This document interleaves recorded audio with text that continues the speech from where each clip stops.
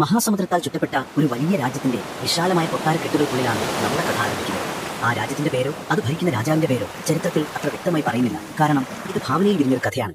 പക്ഷേ ആ കൊട്ടാരത്തിലെ ഓരോ തൂണുകൾക്കും പറയാനുണ്ടായിരുന്നത് ഒരേ ഒരു കഥയായിരുന്നു. ഹുസ്നുൽ ജമാലിന്റെയും മന്ത്രിപുത്രനായ ബദറുൽ മുനീറിന്റെയും സൗഹൃദത്തിന്റെ കഥ. സാധാരണഗതിയിൽ ഒരു രാജകുമാരിയും മന്ത്രിയുടെ മകനും തമ്മിൽ ഇത്രയധികം അടുപ്പമുണ്ടാകുന്നത് കൊട്ടാരത്തിലെ ചിട്ടവട്ടങ്ങൾക്ക് നിരക്കുന്ന ഒന്നല്ല. എന്നാൽ ഇവിടെ കാര്യങ്ങൾ വ്യത്യസ്തമായിരുന്നു. രാജാവിന് തന്റെ മന്ത്രിയോടുള്ള അതിയായ സ്നേഹവും വിശ്വാസവുമാണ് അതിന് കാരണമായത്. ഏതാണ്ട് ഒരേ സമയത്താണ് ഹുസ്നുൽ ജമാലും ബദറുൽ മുനീറും ജനിക്കുന്നത്. കൊട്ടാരത്തിലെ പണിക്കാർക്കിടയിലും പരിചാരകർക്കിടയിലും അതൊരു കൗതുകമുള്ള സംസാര വിഷയമായിരുന്നു. ഒരേ നക്ഷത്രത്തിൽ ജനിച്ചവരെന്ന് അവർ അടക്കം പറഞ്ഞു. കുഞ്ഞുനാളിൽ കൊട്ടാരത്തിലെ വിശാലമായ പൂന്തോപ്പുകൾ അവരുടെ കളിസ്ഥലമായി മാറുന്നു. നൂറുകണക്കിന് വർണ്ണങ്ങളിലുള്ള പൂക്കൾക്കിടയിലൂടെ അവർ ഓടിച്ചാടി നടക്കുന്നു. ഹുസ്നുൽ ജമാൽ ഒരു പൂമ്പാറ്റയെ പോലെ പാറി നടക്കുമ്പോൾ അവളെ സംരക്ഷിക്കുന്ന ഒരു നിഴൽ എന്നോണം ബദറുൽ മുനീർ എപ്പോഴും കൂടെ ഉണ്ടാകും. ഒരുപക്ഷെ ആ പ്രായത്തിൽ സൗഹൃദം എന്താണെന്നോ പ്രണയം എന്താണെന്നോ അവർക്ക് അറിയില്ലായിരിക്കാം. പക്ഷേ പരസ്പരം കാണാതിരിക്കാൻ വയ്യാത്ത ഒരു ആത്മബന്ധം അവർക്കിടയിൽ വളർന്നിരുന്നു. ഒരു ദിവസം മുനീറിനെ കണ്ടില്ലെങ്കിൽ ജമാലിന്റെ മുഖം വാടും. ജമാലിന്റെ ചിരി കണ്ടില്ലെങ്കിൽ മുനീറിന്റെ ദിവസവും അപൂർണമാകും. അവരുടെ പഠനം പോലും ഒരുമിച്ചായിരുന്നു. രാജ്യത്തെ ഏറ്റവും പ്രഗത്ഭരായ ഗുരുന്മാർ അവരെ പഠിപ്പിക്കാനെത്തുന്നു.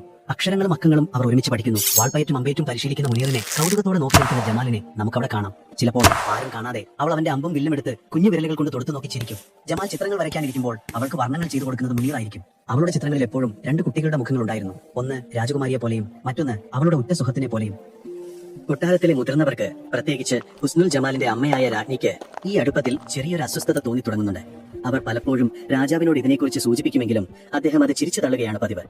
അവർ കുട്ടികളല്ലേ, അവരുടെ ലോകം നിഷ്കളങ്കമാണ്, വളരുമ്പോഴെല്ലാം തനിയെ മാറും എന്നായിരിക്കും അദ്ദേഹത്തിന്റെ മറുപടി. എന്നാൽ രാജ്ഞിയുടെ സ്ത്രീ സഹജമായ ഉൾക്കാഴ്ചയ്ക്ക് അറിയാമായിരുന്നു ഈ ബന്ധം കേവലം ഒരു കുട്ടിക്കളിയിൽ ഒതുങ്ങുന്നതല്ല എന്ന്.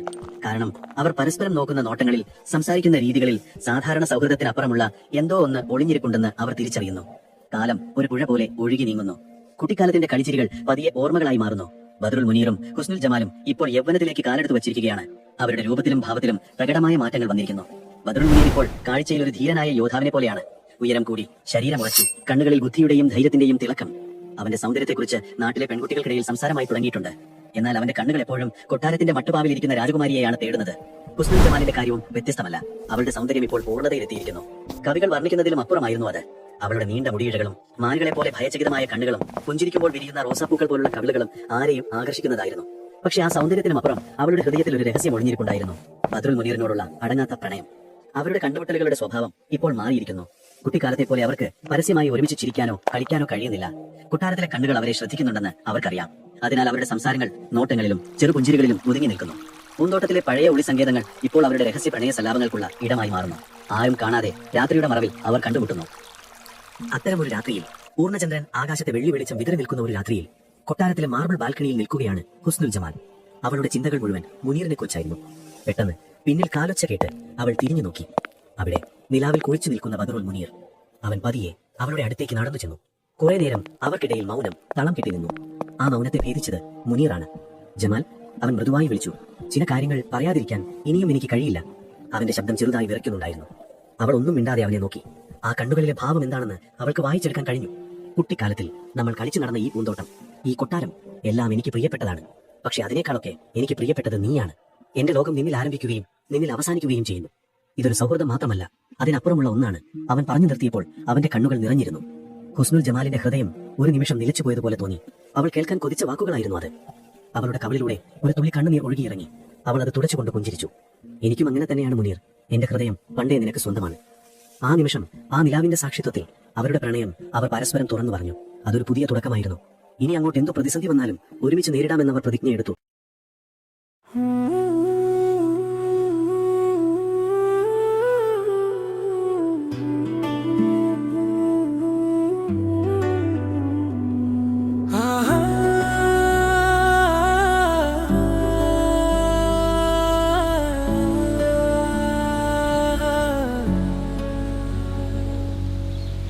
ഹുസ്നുൽ ജമാലേ,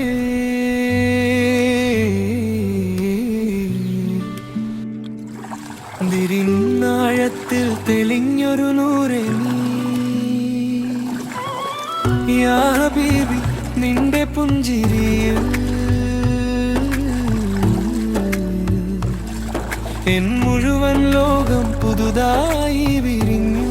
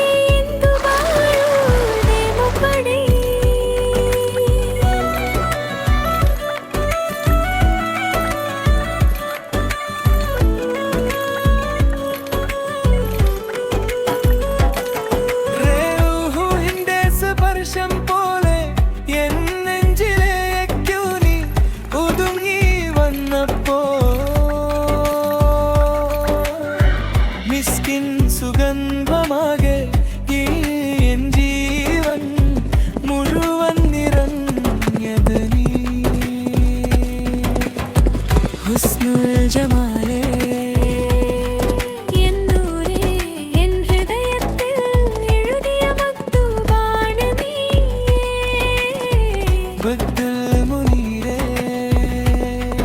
എൻ പ്രിയമേ ഹലാൽ പ്രണയത്തിന്റെ റഹ്മയായി വന്നതും നീയേ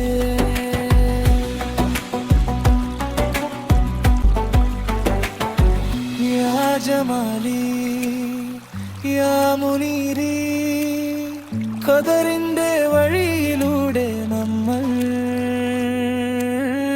ഉന്മായി എഴുതി വെച്ച കഥ. പക്ഷേ അവരുടെ ആ സന്തോഷത്തിന് അധികം ആയുസ്സുണ്ടായിരുന്നില്ല. കൊട്ടാരത്തിന്റെ ചുമരുകൾക്കുള്ളിൽ അവർക്കെതിരെ ഒരു കൊടുങ്കാറ്റ് രൂപം കൊള്ളുന്നത് അവർ അറിഞ്ഞിരുന്നില്ല. രാജ്ഞിയുടെ സംശയങ്ങൾ ബലപ്പെടുകയും അവർ ചാരന്മാരെ നിയോഗിക്കുകയും ചെയ്തിരുന്നു. ഓരോ നിമിഷവും അവരുടെ പ്രണയം എന്ന രഹസ്യം പുറത്തു വരാനുള്ള സാധ്യതകൾ കൂടിക്കൂടി വന്നു. രാജ്ഞിയുടെ സംശയങ്ങൾ വെറും ഒരു തോന്നലായിരുന്നില്ല, മറിച്ച് വർഷങ്ങളുടെ അനുഭവ സമ്പത്തിൽ നിന്നും രൂപം കൊണ്ട ഒരു ഉൾക്കാഴ്ചയായിരുന്നു. അതുകൊണ്ട് തന്നെ ബാൽക്കണിയിലെ ആ കൂടിക്കാഴ്ച അവരുടെ വിശ്വസ്തയായ ഒരു തോഴിയിലൂടെ രാജ്ഞിയുടെ കാതുകളിലെത്താൻ അധികം സമയം വേണ്ടി വന്നില്ല. കേട്ടപാതി രാജ്ഞിയുടെ ഹൃദയം സ്തംഭിച്ചു. താൻ ഭയപ്പെട്ടത് തന്നെ സംഭവിച്ചിരിക്കുന്നു. ഇനി ഒരു നിമിഷം പോലും വൈകുന്നത് അപകടമാണെന്ന് അവർ തിരിച്ചറിഞ്ഞു. അവർ നേരെ രാജാവിന്റെ അടുത്തേക്ക് പാഞ്ഞു. അതുവരെ ശാന്തനായിരുന്ന രാജാവ് രാജ്ഞി പറഞ്ഞ വിവരങ്ങൾ കേട്ട് കോപം കൊണ്ട് വിറച്ചു. അദ്ദേഹത്തിന്റെ മുഖം ചുവന്നു തൊടുത്തു. കണ്ണുകൾ തീക്കനൽ പോലെ ജ്വലിച്ചു. താൻ സ്വന്തം സഹോദരനെ പോലെ കണ്ട മന്ത്രിയുടെ മകൻ തന്റെ നെഞ്ചിൽ ചവിട്ടിയിരിക്കുന്നു എന്നൊരു തോന്നൽ അദ്ദേഹത്തെ ഭ്രാന്ത് പിടിപ്പിച്ചു.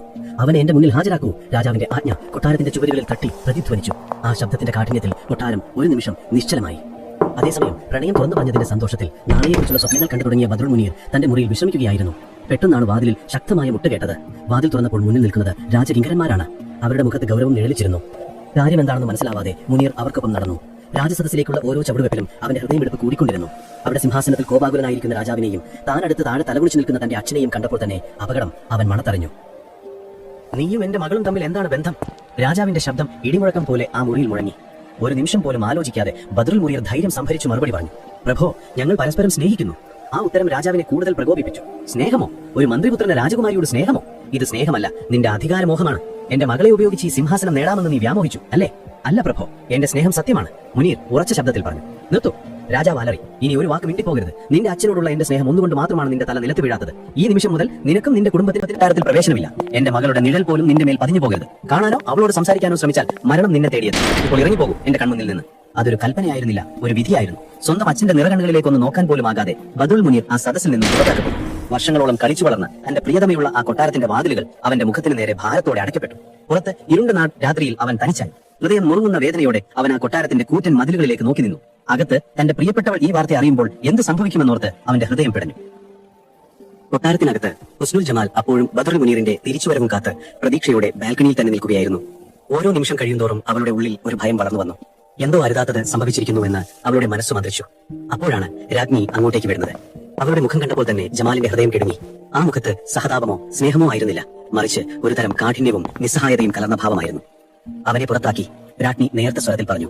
ആ വാക്കുകൾക്ക് ഒരു വാളിന്റെ മൂർച്ചയുണ്ടായിരുന്നു. ഇനി അവനെയോ അവന്റെ കുടുംബത്തെയോ ഈ കൊട്ടാരത്തിന്റെ പടിച്ചവിട്ടാൻ രാജാവ് അനുവദിക്കില്ല. ഹുസ്നുൽ ജമാലിന് താൻ കേട്ടത് വിശ്വസിക്കാനായില്ല. അവളുടെ ലോകം തലകീഴായി മറിയുന്നത് പോലെ തോന്നി. അമ്മേ, അതെങ്ങനെ? അവൾക്ക് വാക്കുകൾ മുഴുമിപ്പിക്കാനായില്ല. ഇങ്ങനെ സംഭവിക്കുമെന്ന് ഞാൻ മുന്നറിയിപ്പ് തന്നതാണ്. നിന്റെ സ്ഥാനവും അവന്റെ സ്ഥാനവും തമ്മിലുള്ള അന്തരം നീ മനസ്സിലാക്കണമായിരുന്നു.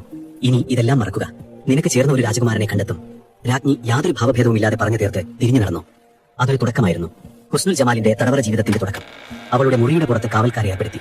കൊട്ടാരത്തിലെ പൂന്തോപ്പിലേക്ക് ഇറങ്ങാനോ മറ്റുള്ളവരുമായി സംസാരിക്കാനോ അവൾക്ക് അനുവാദമില്ലാതായി. അവൾ സ്നേഹിച്ച ലോകത്ത് നിന്നും അവളെ പൂർണ്ണമായും ഒറ്റപ്പെടുത്തി. ആദ്യത്തെ കുറച്ച് ദിവസങ്ങൾ അവൾ നിർത്താതെ കരഞ്ഞു. ആ കണ്ണുനീർ അവളുടെ കവളുകളിൽ ഉണങ്ങിപ്പിടിച്ചു. പിന്നീട് കരച്ചിൽ പതിയെ ഒരു തരം മരവിപ്പിന് വഴിമാറി. അവൾ ഭക്ഷണം കഴിക്കുന്നത് നിർത്തി. ആരോടും സംസാരിക്കാതെയായി. അവളുടെ പ്രിയപ്പെട്ട വീണ മുറിയുടെ ഒരു കോണിൽ പൊടി പിടിച്ചു കിടന്നു. അവൾ വരച്ച ചിത്രങ്ങൾ ചുമരിൽ നോക്കി പുച്ഛിച്ചു ചിരിക്കുന്നത് പോലെ അവൾക്ക് തോന്നി. ഒരു കാലത്ത് ജീവൻ തുടിച്ചിരുന്ന ആ രാജകുമാരി ഇപ്പോൾ വെറുമൊരു നിഴലായി മാറിയിരുന്നു. അവളുടെ സൗന്ദര്യം മാഞ്ഞു. കണ്ണുകളിലെ തിളക്കം നഷ്ടപ്പെട്ടു. ആ കണ്ണുകളിൽ ഇപ്പോൾ വിരഹത്തിന്റെ ആഴത്തിലുള്ള വേദന മാത്രം കാണുമായിരുന്നു. രാജാവിന്റെ അവസ്ഥയും മറിച്ചായിരുന്നില്ല. മകളുടെ അവസ്ഥ കണ്ട് അദ്ദേഹത്തിന്റെ ഹൃദയം വേദനിച്ചെങ്കിലും രാജപദവിയുടെ പ്രൗഢി ഒരു തരത്തിലും പിന്നോട്ട് പോകാൻ അദ്ദേഹം അനുവദിച്ചില്ല. താനെടുത്ത തീരുമാനമാണ് ശരിയെന്ന് അദ്ദേഹം സ്വയം വിശ്വസിപ്പിക്കാൻ ശ്രമിച്ചു. പക്ഷേ രാത്രിയിൽ ഉറങ്ങാൻ കിടക്കുമ്പോൾ മകളുടെ കരച്ചിൽ അദ്ദേഹത്തിന്റെ കാതുകളിൽ മുഴങ്ങിക്കൊണ്ടേയിരുന്നു. കൊട്ടാരത്തിലെങ്ങും ഒരുതരം നിശബ്ദത തളം കെട്ടി നിന്നു. ആരും ഉറക്കെ സംസാരിക്കുന്നില്ല, ചിരിക്കുന്നില്ല. സംഗീതം നിലച്ചു. ആഘോഷങ്ങൾ അപ്രത്യക്ഷമായി. കൊട്ടാരം അതിന്റെ ആത്മാവ് നഷ്ടപ്പെട്ട ഒരു വെറും കല്ലുകെട്ടിടമായി മാറി. പുറത്താക്കപ്പെട്ട ബദ്രുൽ മുനീർ എല്ലാ ദിവസവും രാത്രിയിൽ കൊട്ടാരത്തിന്റെ മതിലിനരികിൽ വന്ന് നിൽക്കുമായിരുന്നു. ഒരു നോക്ക്, തന്റെ പ്രിയതമയെ ഒരു നോക്ക് കാണാൻ കഴിഞ്ഞെങ്കിലോ എന്ന പ്രതീക്ഷയിൽ. പക്ഷേ ആ കൂറ്റൻ മതിലുകൾ അവനൊരു തടസ്സമായി നിന്നു. അകത്ത് അവൾ എന്തു ചെയ്യുകയാണെന്നോ എന്ത് അനുഭവിക്കുകയാണെന്നോ അറിയാതെ അവൻ വേദനിച്ചു. പ്രണയം തുറന്നു പറഞ്ഞ ആ രാത്രി ഒരു സ്വപ്നം പോലെ അവൻ അപ്പോൾ തോന്നി. ആ സ്വപ്നത്തിൽ നിന്നും ഇത്ര വേഗം ഒരു പേടി സ്വപ്നത്തിലേക്ക് ഉണരേണ്ടി വരുമെന്ന് അവൻ ഒരിക്കലും കരുതിയിരുന്നില്ല. അവരുടെ പ്രണയത്തിന് മുകളിൽ ഇപ്പോൾ വേർപിരിയലിന്റെ കറുത്ത കാർമേഘങ്ങൾ ഉരുണ്ടു കൂടിയിരുന്നു. എപ്പോൾ വേണമെങ്കിലും പെയ്തിറങ്ങാവുന്ന ഒരു പെരുമഴ പോലെ. ദിവസങ്ങൾ ആഴ്ചകൾക്ക് വഴിമാറുന്നു. കൊട്ടാരത്തിലെ തടവറയിൽ ഹുസ്നുൽ ജമാലിന്റെ ജീവിതം ശ്വാസം മുട്ടിക്കുന്ന ഒന്നായി തുടരുകയാണ്. അവളുടെ കണ്ണുനീർ വറ്റിപ്പോയിരിക്കുന്നു, ഹൃദയം മരവിച്ചിരിക്കുന്നു. ഇനി ഒരിക്കലും ബദറുൽ മുനീറിനെ കാണാൻ കഴിയില്ല എന്ന ചിന്ത അവളെ ജീവക്ഷമമാക്കി മാറ്റി. എന്നാൽ ആ ഇരുണ്ട ദിനങ്ങളിലൊന്നിൽ ഒരു നേരിയ പ്രകാശകിരണം അവളുടെ ജീവിതത്തിലേക്ക് കടന്നു വരുന്നു. അതൊരു പഴയ പരിചാരികയുടെ രൂപത്തിലായിരുന്നു. സൈനബ എന്നായിരുന്നു അവരുടെ പേര്. ഹുസ്നുൽ ജമാൽ ജനിച്ചപ്പോൾ മുതൽ കൊട്ടാരത്തിൽ ജോലി ചെയ്യുന്ന അവളെ സ്വന്തം മകളെ പോലെ ലാളിച്ചു വളർത്തിയ ഒരാളായിരുന്നു സൈനബ. രാജാവിന്റെയും രാജ്ഞിയുടെയും കർശനമായ ഉത്തരവുകൾ കാരണം ആർക്കും രാജകുമാരിയുടെ അടുത്തേക്ക് പോകാൻ അനുവാദം ഉണ്ടായിരുന്നില്ല. എന്നാൽ രാജകുമാരിയുടെ വസ്ത്രങ്ങൾ അലക്കാനും മുറി വൃത്തിയാക്കാനും നിയോഗിക്കപ്പെട്ടത് സൈനബയായിരുന്നു. അതുകൊണ്ട് തന്നെ ദിവസത്തിൽ ഒരു തവണയെങ്കിലും അവൾക്ക് ഹുസ്നുൽ ജമാലിനെ കാണാൻ അവസരം ലഭിച്ചു. ഓരോ തവണ മുറിയിലേക്ക് കടന്നു ചെല്ലുമ്പോഴും വിളറിയ മുഖത്തോടെ ശൂന്യമായ കണ്ണുകളോടെ ജനലിലൂടെ ദൂരേക്ക് നോക്കിയിരിക്കുന്ന രാജകുമാരിയെ കാണുമ്പോൾ സൈനബയുടെ ഹൃദയം വേദനിക്കും. അവർക്കൊന്നും മിണ്ടാൻ അനുവാദം ഉണ്ടായിരുന്നില്ല. കാരണം പുറത്ത് കാവൽക്കാർ എപ്പോഴും ശ്രദ്ധിച്ചുകൊണ്ടിരുന്നതാണ്. പക്ഷേ ആ നിശബ്ദതയിലും അവരുടെ കണ്ണുകൾ പരസ്പരം സംസാരിച്ചു. സൈനബയുടെ കണ്ണുകളിൽ നിറയെ സഹതാപവും സ്നേഹവുമായിരുന്നു. ജമാലിന്റെ കണ്ണുകളിൽ സഹായത്തിനായുള്ള ഒരു നിശബ്ദമായ അഭ്യർത്ഥനയും. ഒരു ദിവസം പതിവ് പോലെ മുറി വൃത്തിയാക്കുന്നതിനിടയിൽ കിടക്കയുടെ അടിയിൽ നിന്നും ഒരു തുണി കഷ്ണം സൈനബയുടെ കയ്യിൽ തടഞ്ഞു. അതൊരു സാധാരണ തുണി കഷ്ണമായിരുന്നില്ല. അതിൽ കരി കൊണ്ട് എന്തോ എഴുതിയിട്ടുണ്ടായിരുന്നു. അവർ വേഗം അത് തങ്ങളുടെ വസ്ത്രത്തിനുള്ളിൽ ഒളിപ്പിച്ചു. ആരും കാണുന്നില്ലെന്ന് ഉറപ്പുവരുത്തിയ ശേഷം കൊട്ടാരത്തിന്റെ ഒരു ഒഴിഞ്ഞ കോണിലിരുന്ന് അവർ ആ തുണി നിവർത്തി നോക്കി. അതിൽ വിറയാർന്ന അക്ഷരങ്ങളിൽ ഇങ്ങനെ എഴുതിയിരുന്നു: എന്നെ രക്ഷിക്കണം, മുനീറിനെ ഒരു നോക്ക് കാണാതെ ഞാൻ മരിച്ചു പോകും. ആ വാക്കുകൾ വായിച്ച് സൈനബയുടെ കണ്ണുകൾ നിറഞ്ഞു. അവർക്ക് എന്ത് ചെയ്യണമെന്ന് അറിയില്ലായിരുന്നു. രാജകൽപ്പന ലംഘിക്കുന്നത് മരണത്തിന് തുല്യമാണ്. പക്ഷേ താൻ ലാളിച്ചു വളർത്തിയ ആ കുട്ടി എങ്ങനെ വേദനിക്കുന്നത് കാണാനും അവർക്ക് കഴിയുമായിരുന്നില്ല. ഒരുപാട് നേരത്തെ ആലോചനകൾക്ക് ശേഷം അവരൊരു തീരുമാനമെടുത്തു. എന്ത് സംഭവിച്ചാലും രാജകുമാരിയെ സഹായിക്കുക. അതൊരു അപകടം പിടിച്ച ദൗത്യത്തിന്റെ തുടക്കമായിരുന്നു. അടുത്ത ദിവസം അവരൊരു മറുപടി തയ്യാറാക്കി. ഒരു ചെറിയ ഓലക്കീറിൽ "ഞാൻ സഹായിക്കാം, ധൈര്യമായിരിക്കുക" എന്ന് മാത്രം എഴുതി അതാരും കാണാതെ രാജകുമാരിയുടെ തലയണയുടെ അടിയിൽ വെച്ചു. ആ സന്ദേശം കണ്ട ഹുസ്നുൽ ജമാലിന്റെ നിർജീവമായ കണ്ണുകളിൽ വർഷങ്ങൾക്ക് ശേഷം ഒരു തിലക്കം പ്രത്യക്ഷപ്പെട്ടു. അതൊരു പ്രതീക്ഷയുടെ തിലക്കമായിരുന്നു. ഇനി അടുത്ത കടമ്പ ബദറുൽ മുനീറിനെ കണ്ടെത്തുക എന്നതായിരുന്നു.